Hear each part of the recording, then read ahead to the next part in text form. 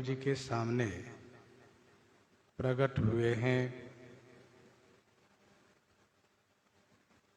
श्री मनु जी महाराज का जो मनोरथ था कि देखें हम स्वरूप भरि लोचन, वह मनोरथ पूरा हो रहा है। श्री मनु जी के हृदय में वात्सल्य भाव परिपूरित है, इसलिए भगवान श्री रामचंद्र जी के मुख चंद्र को अवलोकन कर रहे हैं। जिस प्रकार से समुद्र में तरंगे उठती है और फिर शांत होती है, फिर उठती है, फिर शांत होती है, वैसे ही भगवान श्री राम जी के छवि समुद्र में श्री मनु जी की दृष्टि रूपी तरंगे कभी ऊपर जाती है, कभी नीचे आती है। श्री मनु जी महाराज मुख से लेकर के कमर पर्यंत दर्शन किए और एकदम से अपने मन को चरण में ला करके स्थिर किए। इसका अभिप्राय यह है कि चाहे जिस भाव से भगवान का भजन किया जाए, चाहे जो जिस रस से उपासना करते हो, लेकिन अंत में वे अपने आप को चरण में ही स्थापित करते हैं।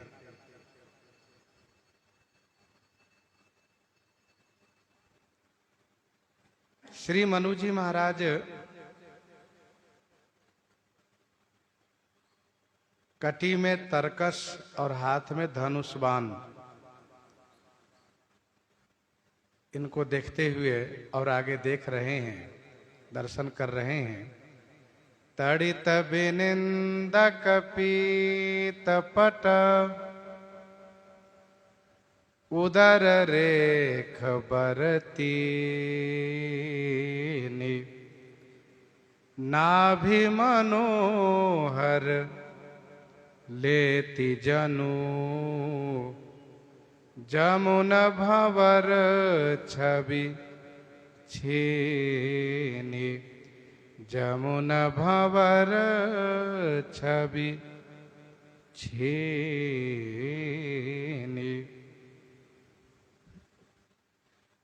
जो कटी में पीतांबर धारण किए हैं वह पीत पट तड़ित विनिंदक, तड़ित माने बिजली को विशेष नीचा दिखा रहा है, निंदा कर रहा है। उदर रेख बरतीनी, उदर माने पेट में श्रेष्ठ 3 रेखा हैं।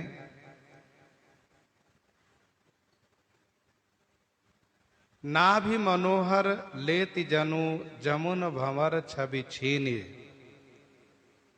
नाभि मनोहर है, नाभि मनोहर है अर्थात मन को बरबस हरण कर रही है। नाभि अपनी शोभा से मानो जमुना के भंवर की छवि को छीन रही है। ऐसी अद्भुत शोभा नाभि की है।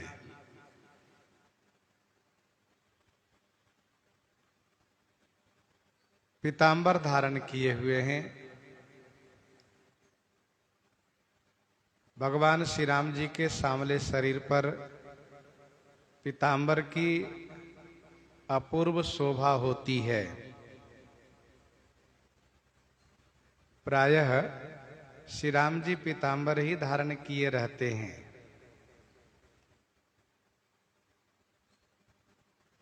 पीत पुनीत मनोहर धोती, पीत पुनीत मनोहर धोती हरति बाल रवि दामिनी ज्योति।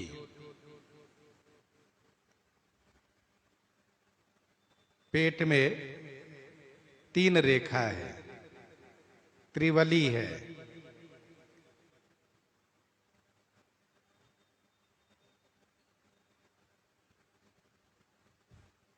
नाभि गंभीर जान जहि देखा,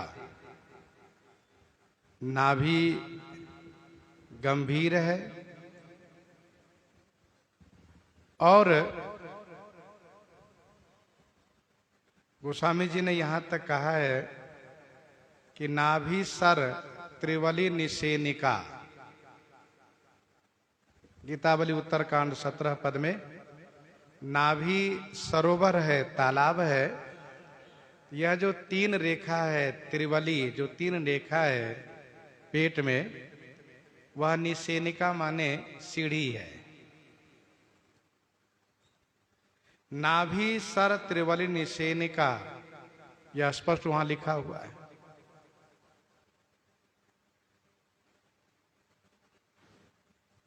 नाभि का गहरापन श्री ब्रह्मा जी को छोड़ करके कोई और जान भी नहीं सकता है।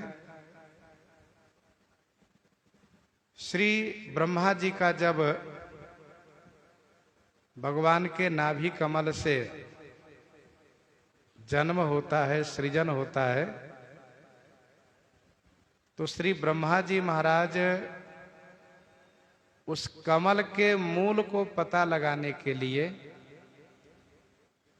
कमल के डंडी के सहारे नीचे उतरते हैं और बरसों बीत जाता है, परंतु उनको ये पता नहीं चल पाता है कि नाभि का मूल है कहां। और इसीलिए गोस्वामी जी ने ये कहा है कि नाभि गंभीर जान जेहि देखा।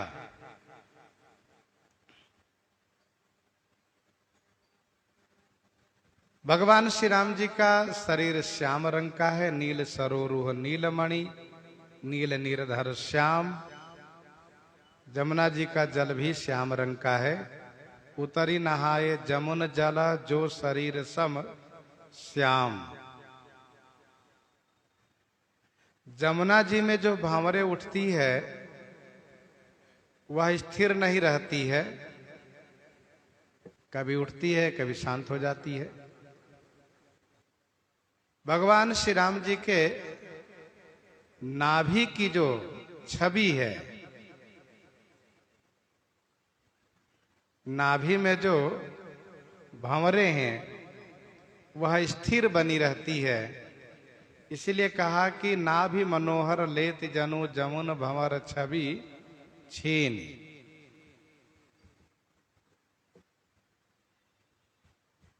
नाभि की अद्भुत शोभा है। और आगे कहते हैं, पद राजीव बरनि नहीं जाही, पद राजीव बरनि नहीं जाही, मुनि मन मधुप बसहि जिन्ह माही, मुनि मन मधुप बसहि जिन्ह माही। पद राजीव माने चरण कमल, वर्णि नहीं जाही माने वर्णन नहीं किया जा सकता। चरण कमल की शोभा को वर्णन नहीं किया जा सकता। मुनि मन मधुप बसहि जिन्ह माही, जिन्ह चरण कमल में मुनि के मन रूपी मधुप माने भंवरा निवास करता है। मुनि मन मधुप बसहि जिन्ह माही।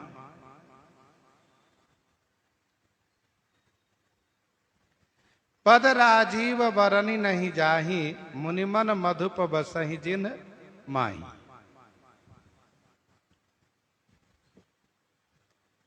जिस चरण कमल में मुनि का मन भंवरा हो करके, उन मुनि का जिनका मन सांसारिक रस से विरक्त है, वह इस चरण कमल के प्रेम रस को पान करने के लिए भंवरा बन करके हमेशा लुब्ध रहता है, लोभायमान रहता है। चरण कमल का वर्णन इसलिए नहीं कर पा रहे हैं गोस्वामी जी। उनका कहना यह है कि चरण कमल में 24-24 चिन्ह हैं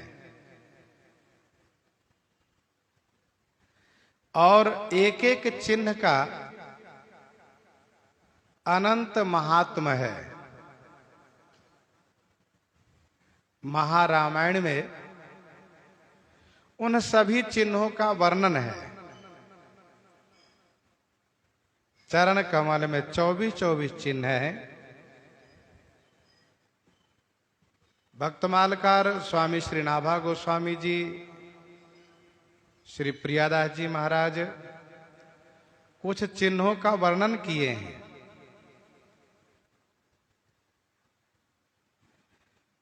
पंद्रह कवित्त से लेकर के 22 कवित्त तक चरण चिन्ह रघुवीर के संतन सदा सहायका।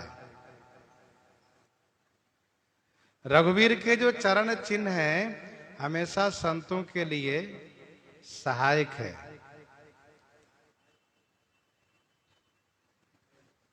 स्वामी प्रियादास जी ने कहा कि मन मत वाला हाथी है,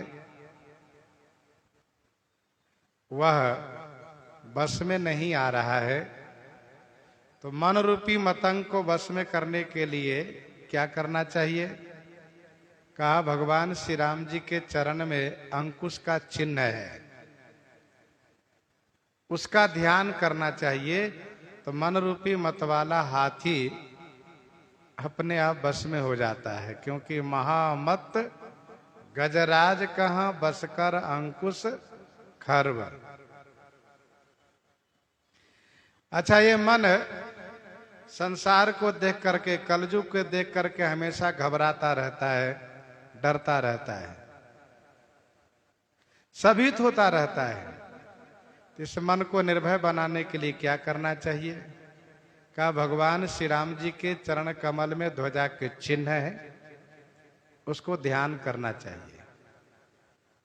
जैसे एक नागरिक अपने राष्ट्र की ध्वजा देख करके गौरवान्वित होता है और अपने आप को सुरक्षित महसूस करता है कि हम अपने देश की ध्वजा के नीचे हैं और यहाँ हमारी रक्षा है। वैसे ही ध्वजा को ध्यान करने से भक्त निर्भय होता है, यह सोच करके कि कलयुग मुझे क्या बिगाड़ेगा, संसार क्या बिगाड़ेगा, क्योंकि हम रघुनाथ जी की छाया में है। इसी प्रकार से विभिन्न चिन्हों के बारे में उन ग्रंथों में विस्तार से वर्णन है। गोस्वामी श्री तुलसीदास जी महाराज मानस जी में 4 चिन्ह का स्मरण करते हैं: ध्वज, कुलिस, अंकुश, कंज, जुत। ध्वज, कुलिस, अंकुश, कंज, जुत बन फिरत कंटक किन लहे।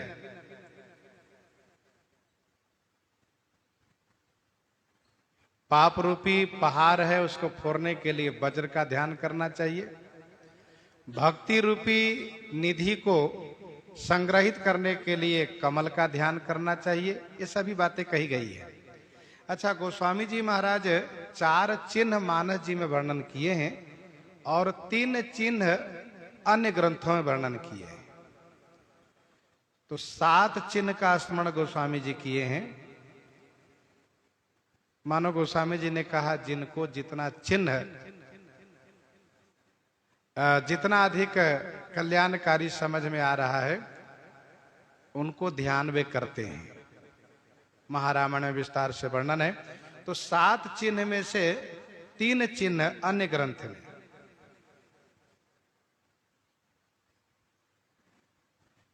गीतावली और विनय पत्रिका। तो गीतावली उत्तरकांड 17 पद में और 21 पद में तथा 63 पद में पढ़ सकते हैं। बंसी का वर्णन है, ऊर्ध्व रेखा का वर्णन है और जौ का वर्णन है। बंसी, ऊर्ध्व रेखा और जौ का वर्णन गोस्वामी जी ने किया है।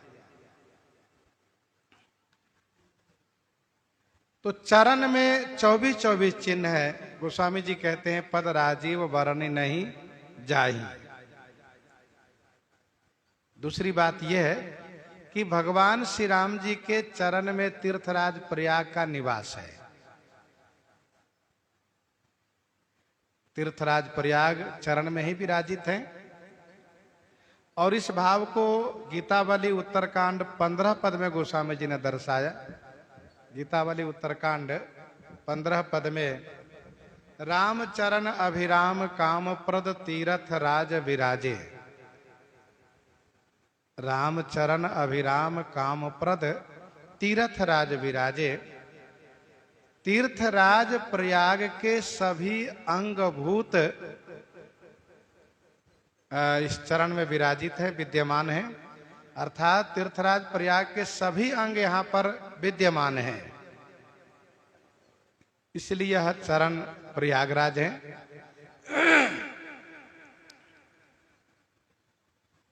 और भगवान श्री राम जी को विभिन्न भावों से भजने वाले, विभिन्न भावों से भजने वाले सभी भक्त अपने अपने भाव का पर्यावसान चरण में ही करते हैं, आकर के चरण में स्थिर होते हैं।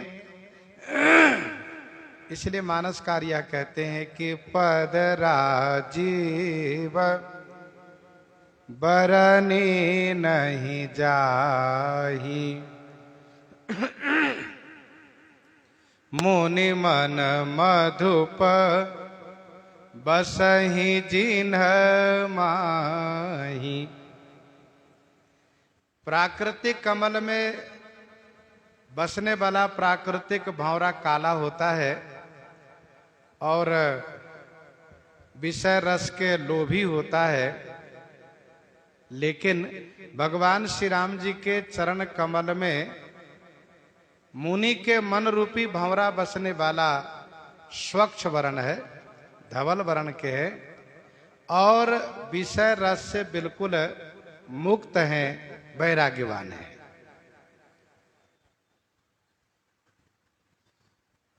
मुनि के मन रूपी भंवरा वहां निवास कर रहे हैं।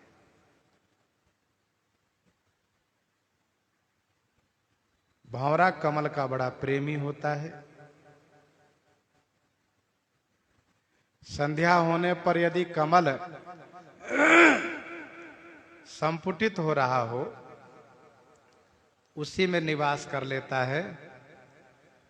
लेकिन कमल के फूल के पंखुड़ी को किसी प्रकार से कोई नुकसान नहीं पहुंचाता है। वह भंवरा जो यदि चाहे तो लकड़ी को भी भेदन करता है, छेदन कर लेता है। तो यह है उसका प्रेम कि वह कमल में लुब्ध रहता है, कमल में स्नेह करता है और कमल के मकरंद रस का पान करता है। करी मधुप मुनि मन जोगी जन जेहि सेई अभिमत गति लहै। करी मधुप मुनि मन जोगी जन। तो ये मुनि और जोगी लोग अपने मन को भंवरा बना लेते हैं। करी मधुप मन मुनि जोगी जन जेहि सेई अभिमत गति लहै। तो भगवान श्री रामचंद्र जी की शोभा को वर्णन किए। आगे मानसकार कहते हैं, बाम भाग शोभते अनुकूला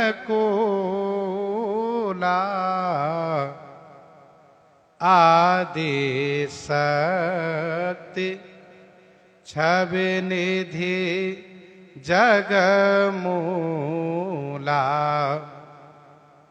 वाम भाग शोभति अनुकूला।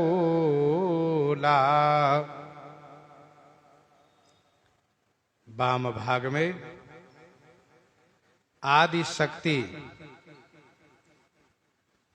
छवि निधि जगमूला अनुकूल शोभति। वाम भाग में छवि के निधि आदि शक्ति जगत के मूल कारण श्री सीता जी भगवान श्री राम जी की छवि के अनुकूल, भगवान श्री राम जी की शोभा के अनुकूल सुशोभित हो रही हैं।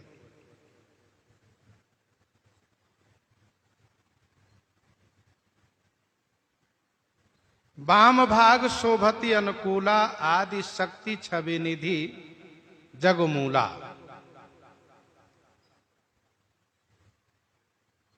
भगवान श्री राम जी छवि समुद्र हैं तो श्री सीता जी छवि निधि हैं। अब समुद्र और निधि दोनों बात तो एक ही हुई।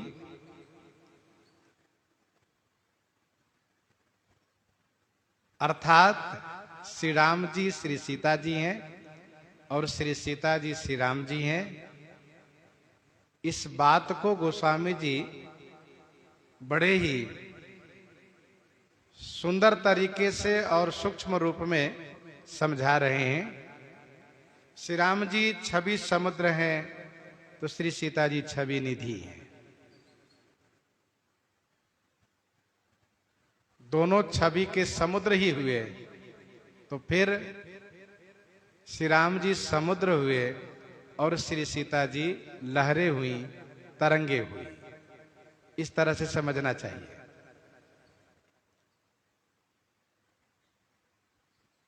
भगवती श्री सीता जी जो उद्भव स्थिति संहार कारणिम क्लेश हारणिम सर्वश्रेयस्करीम सीताम, वह भगवान श्री रामचंद्र जी के वाम भाग में उनकी शोभा के अनुकूल सुशोभित है।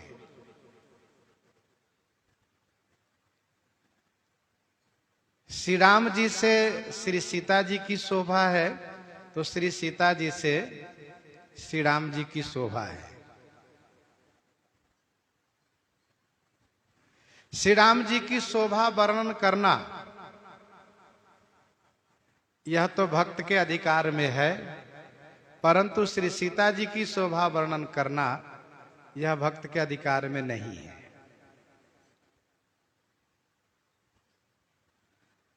भक्त जगत माता कह करके प्रणाम करते हैं। यहां पर गोस्वामी जी महाराज बड़े सुंदर तरीके से कह रहे हैं कि शोभति अनुकूला, श्री राम जी की शोभा के बिल्कुल अनुकूल सुशोभित है। तो इस तरह से भी कह सकते हैं कि श्री सीता जी की शोभा के अनुकूल श्री राम जी भी सुशोभित है। हम जब उस दोहा को स्मरण करते हैं हम आप कि गिरा अरथ जल बीच सम कहियत भिन्न न भिन्न। अब केवल स्त्रीलिंग पुलिंग का भेद है। गिरा स्त्रीलिंग है, शब्द पुलिंग है। जल पुलिंग है, बीची स्त्रीलिंग है। बाकी है तो एक ही। गिरा अर्थ जल बीची सम। गिरा कहिए तो अर्थ का भाव होगा, अर्थ कहिए तो गिरा का भाव होगा। जल कहिए तो बीची, बीची कहिए तो जल। तो गिरा अर्थ जल बीची सम कहियत भिन्न न भिन्न। वैसे यहां पर वाम भाग शोभति अनुकूला।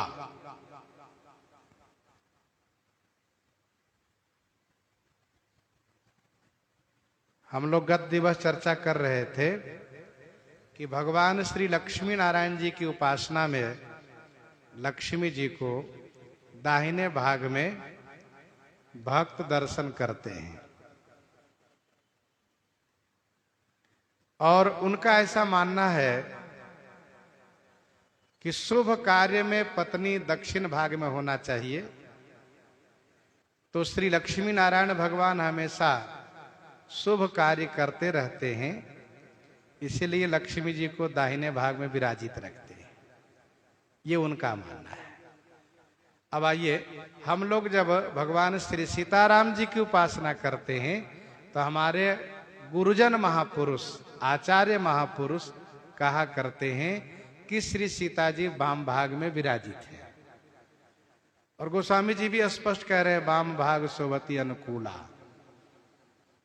और हम लोग भगवान श्री सीताराम जी के दर्शन में कहीं भी किसी मंदिर में दर्शन करते हैं तो श्री सीता जी को वाम भाग में ही दर्शन करते हैं।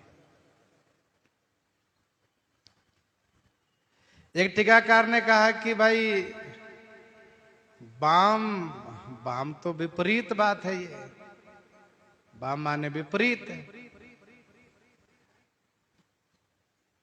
कहते ये वाम हो गए, ये इनसे वाम हो गए। तो उन्होंने कहा कि इसलिए गोस्वामी जी ने कहा कि वाम भाग में है, वाम हो नहीं गए, वाम भाग में है। ये उन्होंने इस तरह से अर्थ किया। हमारे गुरुजन महापुरुष, संत महापुरुष कहा करते हैं कि भगवती श्री सीता जी वाम भाग में विराजित हो करके भगवान श्री राम जी से वाम होने वाले जीवों को, जो वाम हो रहे हैं, जो विपरीत हो रहे हैं, जो विमुख हो रहे हैं, ऐसे जीवों को भगवान श्री राम जी के सन्मुख करने के लिए वाम भाग में विराजित है। और इस भाव को दर्शाते हुए श्री काष्ठजीवा स्वामी जी ने भी कहा कि वाम जनन को कारण तारन वाम दिशि अरी। वाम जनन को कारण तारन वाम दिशि अरी, अर्थात श्री राम जी से जो विमुख हो रहे जीव हैं उनको तारने के लिए, उनको सन्मुख करने के लिए वाम भाग में विराजित है। यज्ञ काल में पत्नी दाहिनी ओर बैठती हैं, यह ठीक है। लेकिन यहाँ पर गोस्वामी जी कहना ये चाहते हैं कि बहुत ऐसे जीव हैं जो श्री राम जी से विमुख हो रहे हैं, उन सब को बरबस आकर्षित करके श्री राम जी के सन्मुख करती है। अवतार लेने में यदि मुख्य भूमिका है किसी की तो वह है भगवती श्री सीता जी। उन्हीं के कहने पर भगवान का अवतरण होता है। भगवान श्री राम जी जब असुरों को मारने का संकल्प लेते हैं, प्रतिज्ञा करते हैं, तब श्री सीता जी स्वयं उन असुरों पर अनुग्रह करके और इस प्रकार से माध्यम बनाती हैं कि असुर राज मेरा हरण करेंगे। इसी बहाने से श्री राम जी इन असुरों को संहार करेंगे तो असुरों का कल्याण होगा। अपने हाथ से जब मारेंगे तभी कल्याण होगा, क्योंकि रघुवीर सर तीरथ शरीरनि त्यागी गति पई हहीं सही। तो सीधी बात यह है कि वाम जनन को कारण तारन वाम दिशि अरी, वाम भाग शोभति अनुकूला, आदि शक्ति छवि निधि जग मूला।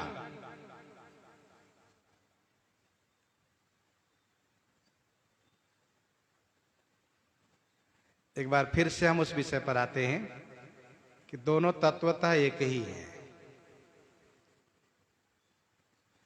महारानी श्री कौशल्या जी श्री सुनैना जी से कहती हैं कि ईश प्रसाद आशीष तुम्हारी,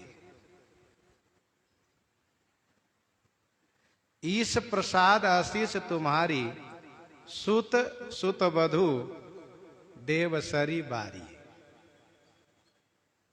बिल्कुल एकत्व दर्शाया उन्होंने।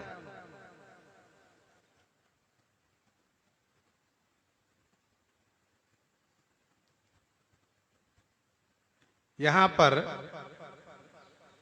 छवि निधि, आगे छवि समुद्र कहा जा रहा है।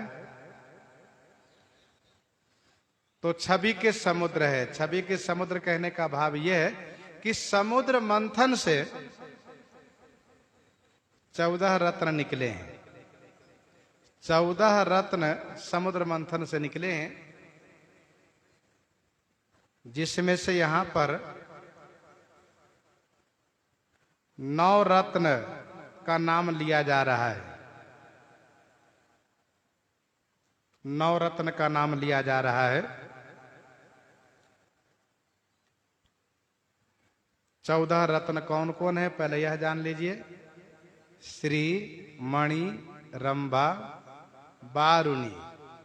श्री, मणि, रंभा, बारुणी, शंख, अमीय, गजराज, कल्पतरु, शशि, धेनु, धनु, धनवंतरी, 20 बाजी। इस दोहे में 14 का नाम आ जाता है।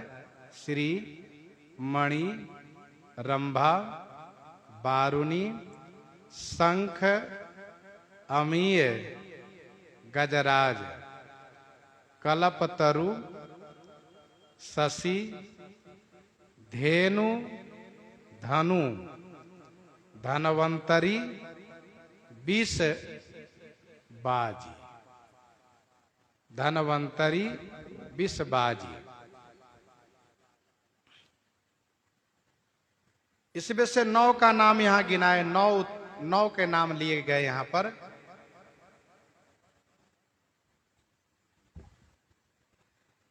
पहले हम श्री जी का नाम लें। श्री जी,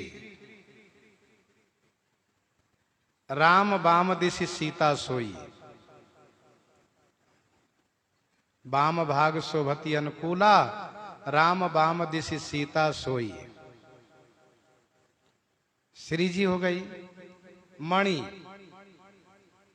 मणि भूषण मणि जाला। भूषण मणि जाला में मणि का नाम आ गया। अमृत,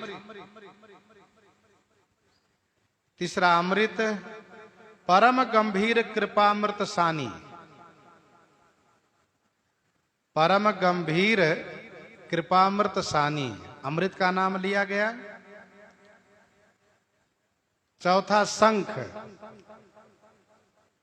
चौथा शंख, चिबुक दर ग्रीवा। चारु कपोल चिबुक दर ग्रीवा। दर माने शंख, शंख का नाम आ गया। पांचवें में हाथी। हाथी का नाम गोस्वामी जी ने लिया। करिकर सरिस सुभग भुज दंडा। करिकर सरिस सुभग भुज दंडा, हाथी का नाम आ गया। कल्प वृक्ष और कामधेनु। कल्प वृक्ष और कामधेनु, इन दोनों का भी नाम लिया गया। सुनु सेवक सुरतरु सुरधेनु। सुनु सेवक सुरतरु सुरधेनु।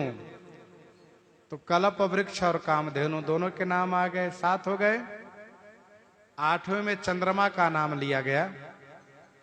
चंद्रमा, शरद मयंक बदन छवि सीमा, ये चंद्रमा हुए। और 9वें में धनुष। 9वें में धनुष,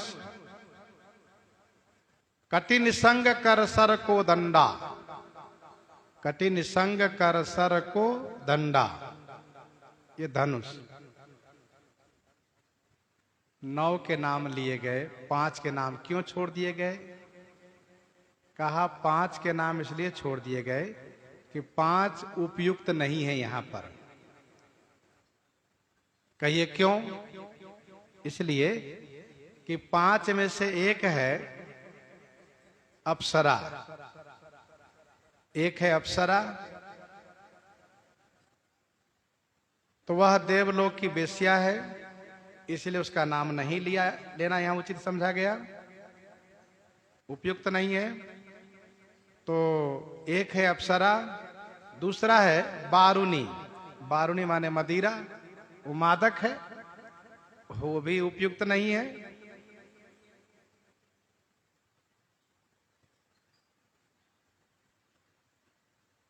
तीसरा है अश्व, घोड़ा का नाम नहीं लिया गया, क्यों? कहा घोड़ा चंचल बहुत होता है, इसीलिए अश्व चंचल है।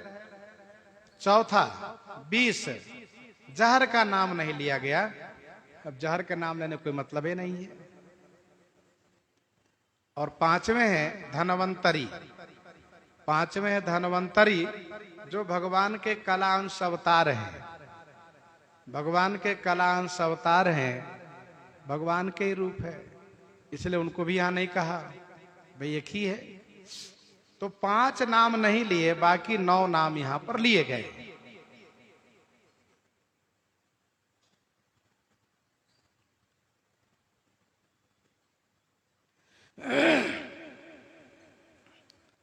वाम भाग शोभते अनुकूला, आदि शक्ति छवि निधि जगमूला।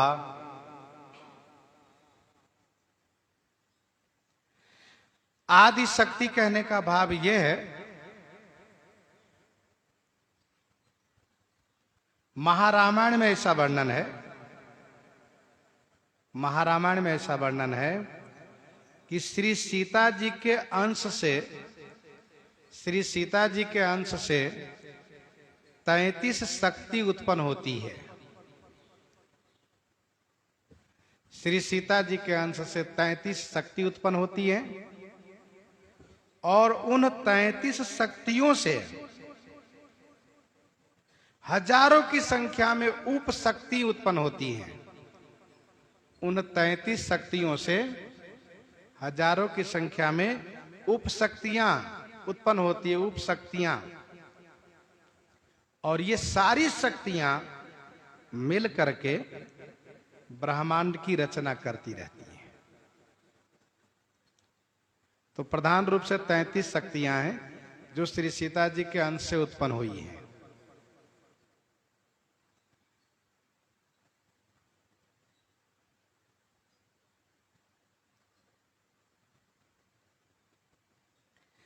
ये सभी अनंत ब्रह्मांड को रचने वाली है।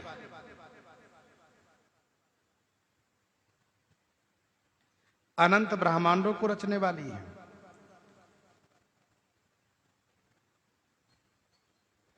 वही मूल प्रकृति महामाया, वही मूल प्रकृति महामाया श्री सीता जी है, ऐसा समझना चाहिए। तो यह बात महारामायण में कही गई है। छवि निधि के संदर्भ में आपने सुना ही, जगत के मूल हैं। भगवान श्री राम जी की शोभा के अनुकूल सुशोभित हैं।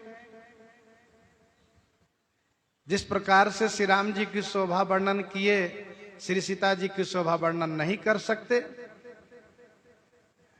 सिय शोभा नहीं जाई बखानी, जगदम्बिका रूप गुण खानी। आगे ईश्वरत्व का वर्णन करते हैं। जासु अंश उपजहि गुण खानी, अगणित लक्ष्य उमा ब्रह्मानी।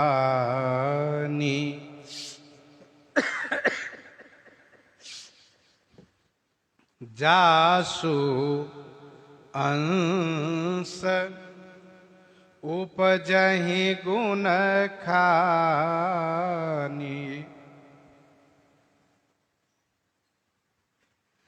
जासु अंश उपजहि गुण खानी, अगणित लक्ष्य उमा ब्रह्मानी।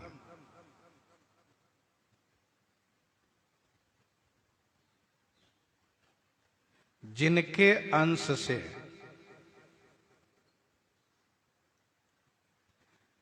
गुण खानी अगणित लक्ष्य उमा ब्रह्मानी उपजही। जिनके अंश से गुणों की खानी, अगणित माने अनगिनत, असंख्य, श्री लक्ष्मी जी, श्री उमा जी और श्री ब्रह्मानी जी, श्री सरस्वती जी उत्पन्न होती है। जासु अंश उपजहि गुण खानी अगणित लक्ष्य उमा ब्रह्मानी।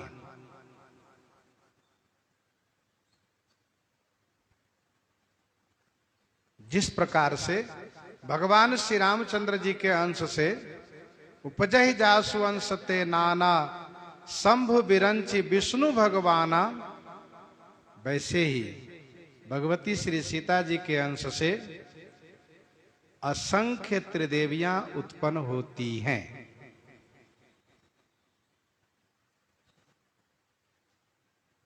जासु अंश उपजहि गुण खानी अगणित लक्ष्य उमा ब्रह्मानी। भगवान श्री राम जी के अंश से अनंत त्रिदेव और श्री सीता जी के अंश से अनंत त्रिदेवियां उत्पन्न होती हैं।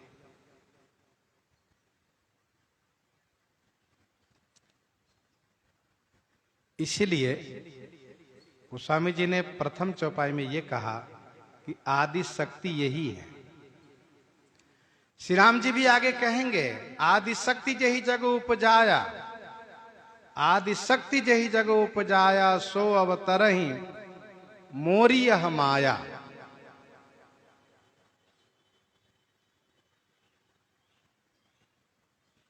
यहां पर कहते हैं कि जिनके अंश से त्रिदेवियां उत्पन्न होती है, अनंत।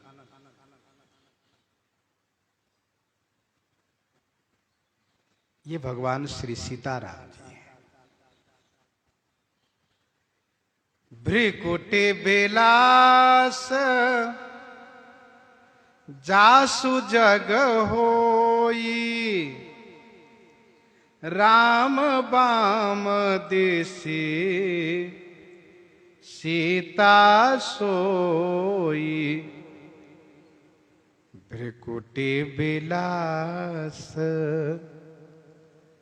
जासु जग होई,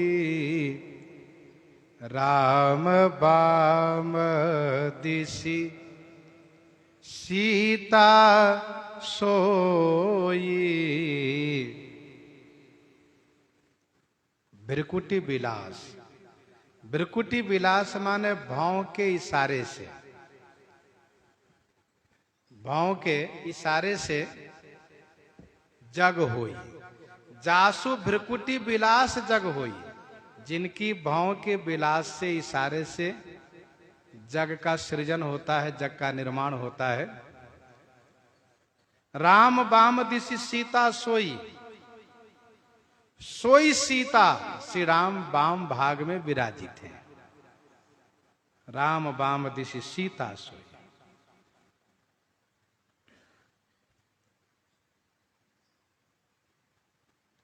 भ्रिकुटि बिलास जासु जग होई। गोस्वामी जी ने ऊपर की चौपाई में कहा जग मूला है, जगत के मूल है। तो जगत कैसे होता, कहा उनके भाव के इशारे से। अपने उन सभी शक्तियों की ओर भाव से थोड़ी इशारा कर देती हैं, बस वो अपना काम करके दिखा देती है। भ्रिकुटि बिलास जासु जग होई।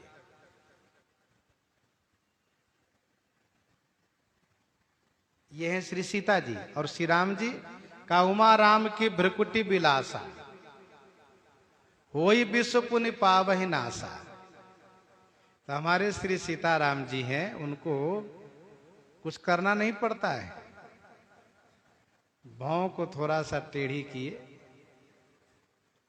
तो भाव को टेढ़ी करने में समझ जाते हैं सब कि क्या करना है, बनाना है कि मिटाना है। इतने में सब समझ जाते। उमा राम की भ्रिकुटि बिलासा, होई विश्व पुनि पावहि नासा। अच्छा, बनाने के इशारा अलग है और मिटाने की इशारा अलग है। और भगवान श्री राम जी के वे सेवक लोग सब समझ जाते हैं। अब उत्तम सेवक वही हो जो इशारे को समझ जाए। तो ब्रकुटी विलास जासु जग होई,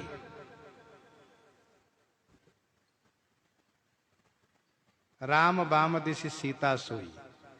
भगवान शिव कह रहे हैं कि राम बाम दिशि सीता सोई। सोई सीता, कौन सीता? तो भगवान शिव कहते देवी पार्वती। आपने सती तन में जिन श्री सीता जी को दर्शन किया था वही सीता जी है, कोई और नहीं है। फिर चितवा पाछे प्रभु देखा, फिर चितवा पाछे प्रभु देखा, सहित बंधु सी सुंदर बेसा। भगवान शिव कहते हैं तब वही श्री सीता जी थी और ये भी वही श्री सीता जी है। राम बाम दिशि सीता सोई।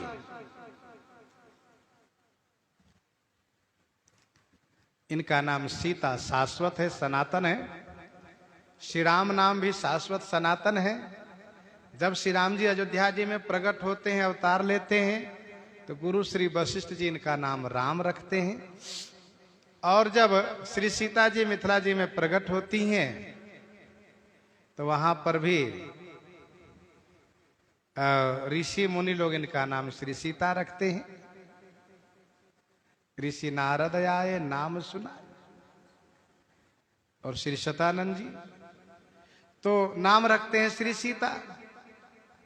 गुरु वशिष्ठ जी कहते हैं जो सब में रमण करे वे राम, और सबको आह्लाद आनंद प्रदान करे। और श्री सीता जी को लेकर कहते हैं ऋषि मुनि कि श्री मिथिले जी महाराज जब हल जोतते हैं और हल के जो लकीर है उसी को सीत कहते हैं, अथवा तो हल के अगला भाग को ही सीत कहते हैं। उनके द्वारा जिनका प्राकट्य होता हो उनका नाम सीता रखा जाता है। लेकिन ये सीता और राम नाम शाश्वत सनातन है। राम बाम दिशि सीता सोई। और एक बात, मनु जी महाराज ने मनोरथ किया था, अगुण अखंड अनंत अनादि जेहि चिंतहि परमारथ बादी। जो अगुण है, अखंड है, अनंत है, अनादि है, जिनको परमार्थवादी चिंतन करते हैं, जिनको वेद नेति नेति कह करके निरूपण करते हैं, हम उन प्रभु को दर्शन करना चाहते हैं।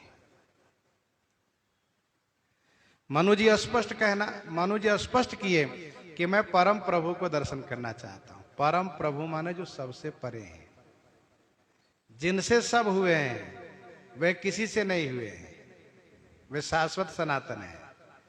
तो देखिए नयन परम प्रभु सोई।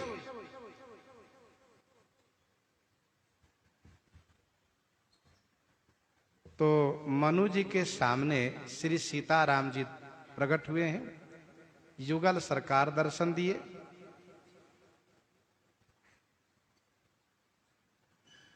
ऐसा क्यों? परम प्रभु का दर्शन उनको चाहिए था, तो परम प्रभु एक अकेले आते, क्योंकि जिनके लिए श्रुति कहती है एको हम द्वितीयो नास्ति, जही समान अतिशय नहीं कोई। तो ब्रह्म एक है, ब्रह्म 2 4 10 20 नहीं है, ब्रह्म एक ही है। तो सरकार युगल स्वरूप में यहां पर प्रकट हुए, अकेले क्यों नहीं आए? इसका समाधान ये है कि युगल दोनों ही पूर्ण ब्रह्म है।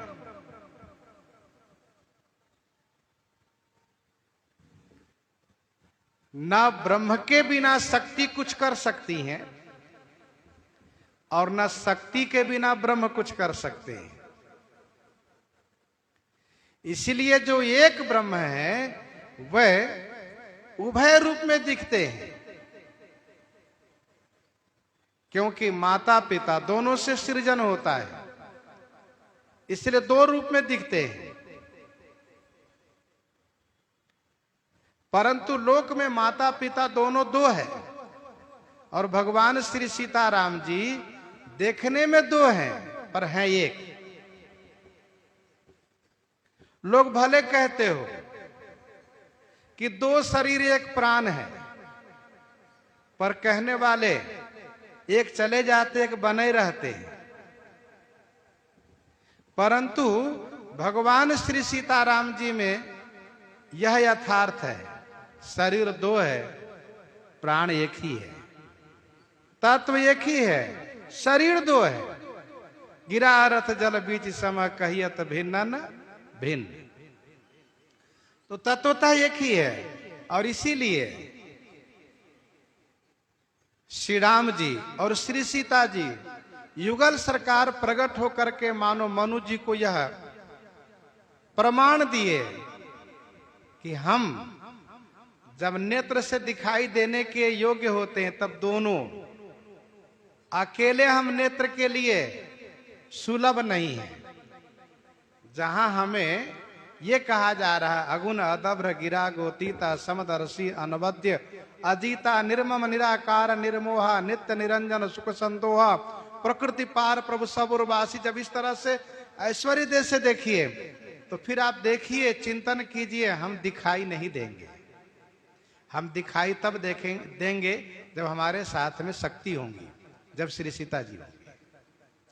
लीला तभी होगी जब साथ में शक्ति होंगी, तभी लीला होगी।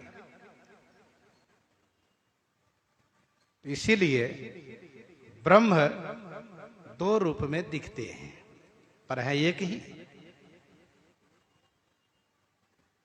मनु जी के सामने युगल सरकार दर्शन हुए, और हमारे यहाँ भक्त लोग स्पष्ट रूप से इस बात को मानते हैं और स्वीकार करते हैं और कहते भी हैं कि भाई श्री सीता जी के बिना श्री राम जी अधूरे हैं, और श्री राम जी के बिना श्री सीता जी अधूरे हैं।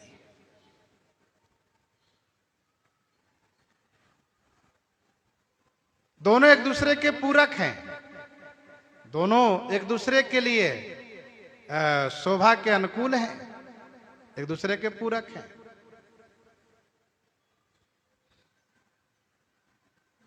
भगवान श्री शंकर जी एक बार भगवान श्री राम जी को अकेले दर्शन देने के लिए ध्यान किए, अकेले दर्शन देने के लिए बहुत लंबे समय तक ध्यान किए।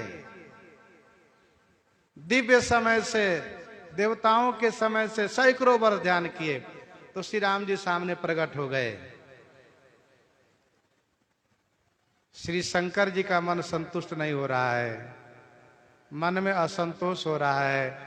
ऐसा लग रहा है कि श्री राम जी की शोभा अपूर्ण है, पूर्ण नहीं है,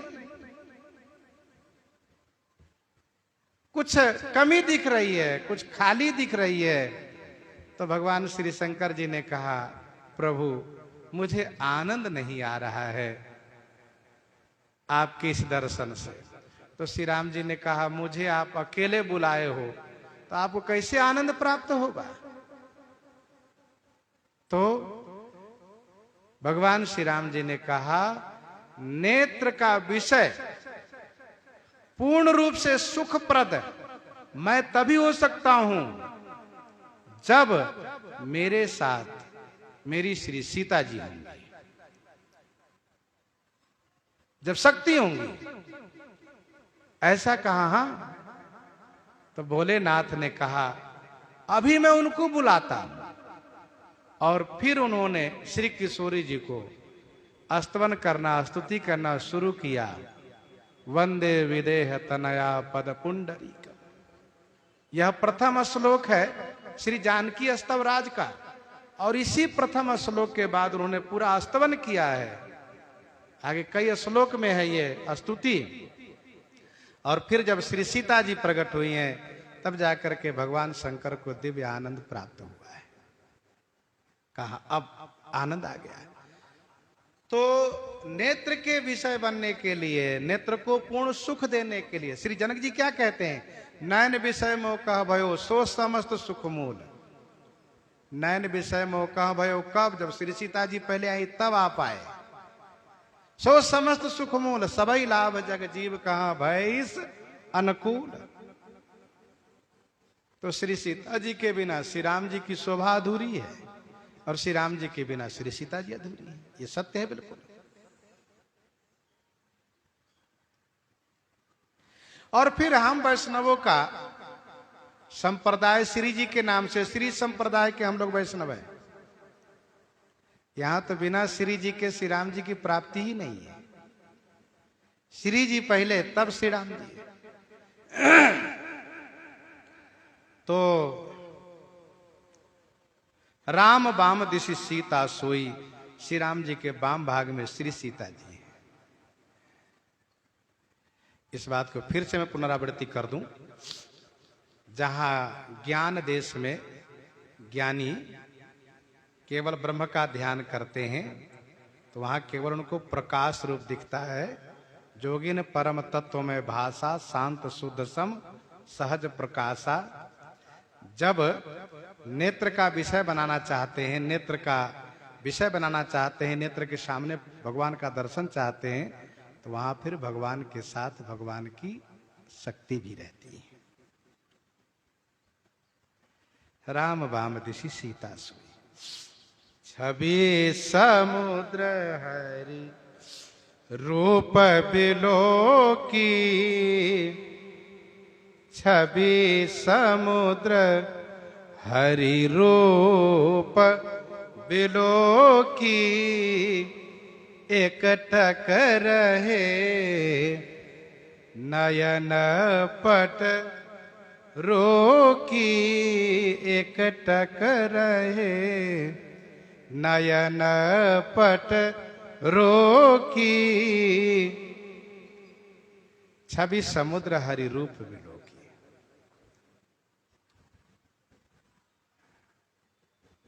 कोई यदि ये कहते हो कि युगल सरकार प्रकट हैं और दर्शन केवल राम जी का, इसका उत्तर यह है कि गोस्वामी जी इसलिए छवि निधि और छवि समुद्र कह करके एक कर दिए, और हरि रूप में श्री सीताराम जी दोनों समाहित है। छवि समुद्र हरि रूप बिलोकी। छवि के समुद्र हरि के रूप को दर्शन करके नयन पट रोकी एकटक रहे। नयन पट रोकी माने नेत्र के जो पट माने पर्दे हैं। नेत्र के पर्दे कौन है? पलके। नेत्र के पट कौन है? पलक। पलक को रोक करके एकटक हो गए। श्री मनु शत्रुपा जी एकटक हो गए, टकटकी लगाए दर्शन कर रहे हैं। छवि समुद्र हरि रूप बिलोकी।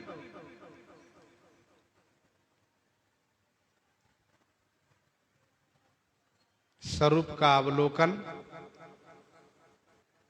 ये समुद्र के तरंगों की भांति है। अभी हम लोग थोड़ी देर पहले चर्चा भी किए हैं। देखो भाई, भगवान के सामने भक्त पलक लगाना नहीं चाहते। भक्त भगवान के सामने पलक लगाना नहीं चाहते हैं। उनको ऐसा लगता है कि भगवान सामने हम पलक गिरावें, ये तो हो गया कि आंख छुपाना हुआ, नेत्र चुराना हुआ, अपमान करना हुआ। इसलिए भक्त टकटकी लगाए देखते हैं। कोई मेहमान जब घर में आवे, कोई मेहमान आवे घर में और आप आंख दबा के चल दीजिए, आंख दबा लीजिए, तो वे क्या समझेंगे? देखो, देखना भी नहीं चाहते हो। तो यहां पर भक्त लोग पलक लगाना नहीं चाहते हैं। एक भक्त ने तो ब्रह्मा जी को बड़ा अशब्द कहा, कुशब्द कहा कि बड़ो मंद अरविंद सुत। बड़ो मंद अरविंद सुत। अरविंद माने कमल होता है। कमल का बेटा जो ब्रह्मा है ना, बड़ा मंद है। कहा क्यों? कहा बड़ो मंद अरविंद सुत, जेन प्रेम पहचान। प्रेम को नहीं जानता है। पिय मुख दृगन निरखन को पलक रच्यो बिचान। बताओ, प्रियतम सामने हो और ये पलक बना दिया, जो पलक बरबस गिर जाता है। तो बरो मंद अरविंद सुता जेन प्रेम पहचान, पिय मुख दृगन निरखन को पलक रच्यो बिचान। और इतना ही नहीं, गोस्वामी जी ने यहां तक कहा है,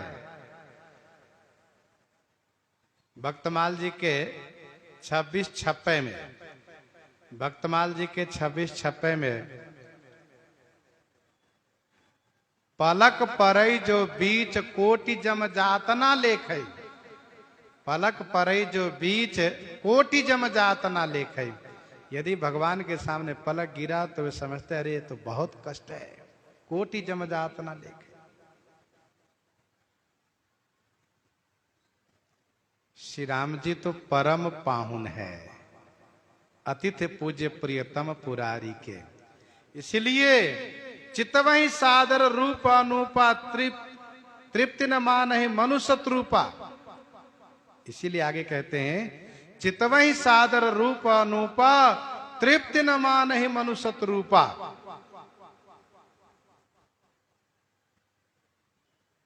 सादर अनूपा रूप चितवही, सादर अनूपा रूप चितवही, मनुष्य शत्रुपा तृप्ति न मानही।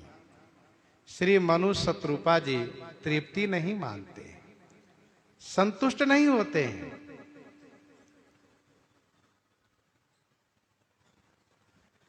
चितवही सादर रूप अनूपा। आहा, ये अनुपम रूप है, इस रूप की उपमा कोई है ही नहीं। मन भावही मुख बरनि न जाही, उपमा कहूँ त्रिभुवन को नाही। उपमा कहूँ त्रिभुवन को नाही। उपमान को कह दास तुलसी, कतहु कवि कोविद कहे।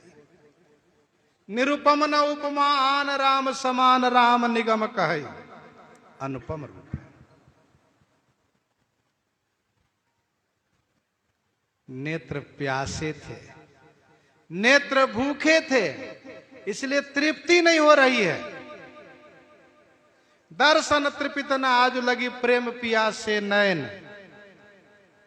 श्री मनुष्य शत्रुपा जी तृप्त नहीं हो पा रहे हैं।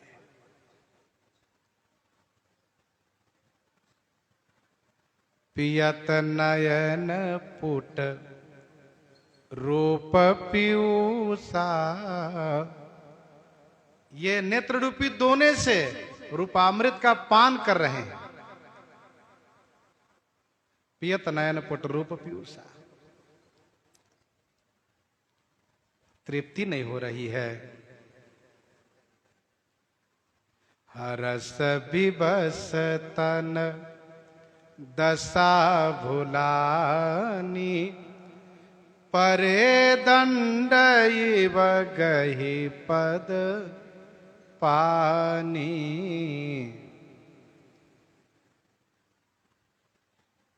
हरस विबस तन दशा भुलानी।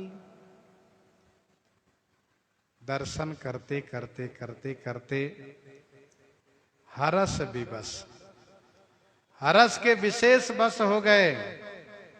हर्ष के विशेष वश हो गए, इतना आनंद आ गया कि तन दशा भुलानी। शरीर की दशा विस्मृत हो गई,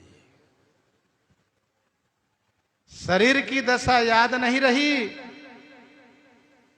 दंड इव परे, पानी पद गए, डंडे की तरह गिर गए मनु जी महाराज। और पानी माने हाथ से, पद गए माने चरण पकड़ लिए। हर्ष विवश तन दशा भुलानी, हर्ष के इतने आधीनस्थ हो गए, इतनी खुशी हुई, इतना हर्ष हुआ, शरीर की सुधि नहीं है।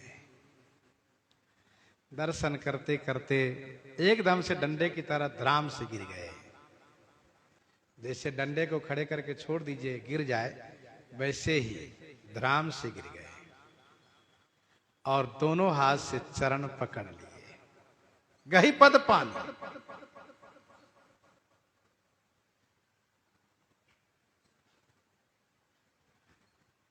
श्री मनु जी महाराज के लिए दंड की तरह गिरने की बात यहां कही जा रही है, और श्री भरतलाल जी के लिए लकुट की तरह गिरने की बात कही गई। पाही नाथ कही पाही गोसाई, भूतल परे लकुट की नाई। श्री मनु जी महाराज हृष्ट पुष्ट हो गए हैं, इसलिए इनके लिए डंडे की उपमा दी गई, और श्री भरतलाल जी अभी दुर्बल हैं, इसलिए लकुट छड़ी की उपमा दी गई है।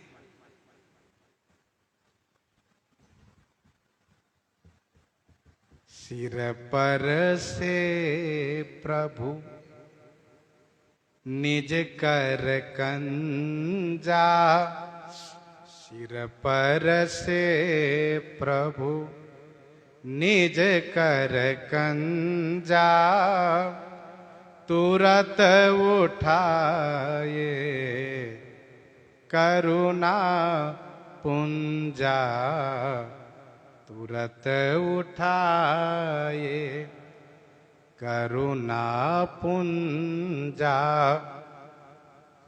प्रभु निज कर कंजा सिर पर से, प्रभु श्री राम भद्रजू अपने कर कमल से उन्हें श्री मनु शत्रुपा जी के सिर को स्पर्श किए और करुणा पुंजा तुरंत उठाए, तुरंत इनको उठाए। बोले कृपा निधान पुनि, अति प्रसन्न मोहि जानी, मागहु बर जोई भाव मन, महादानी अनुमानी, महादानी अनुमानी। फिर कृपा सागर भगवान श्री राम जी ने यह कहा कि मोहि अति प्रसन्न जानी, महादानी अनुमानी, मन जोई भाव। मुझे अति प्रसन्न जान करके तथा मुझे महादानी अनुमान करते हुए आपको जो मन में भावे वह मुझसे मांग लीजिए। सरकार ने एक बार फिर से मांगने के लिए कहा। मनु जी महाराज बड़े आह्लादित हो रहे हैं। प्रसंग को यहीं पर हम आप हृदयांगम करते हैं। आइए श्रवण करते हैं श्री भक्तमाल जी से।